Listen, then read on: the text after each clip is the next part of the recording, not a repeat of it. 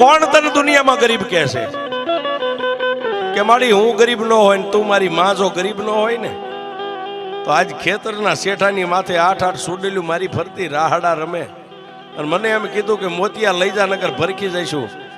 મારા ઘરમાં તો જન્મ દેનારી જનેતા કેવી છે મેં નથી ભાળી, પણ તારી માથે એક વિશ્વાસ રાખીને મેં સુડેલું ને એટલું કીધું તું કે મારી ગઈઢી માં એક બેઠી છે. તું મારી ગઈઢી માં છો, મારા બાપ દાદાએ તને બેહારી છે.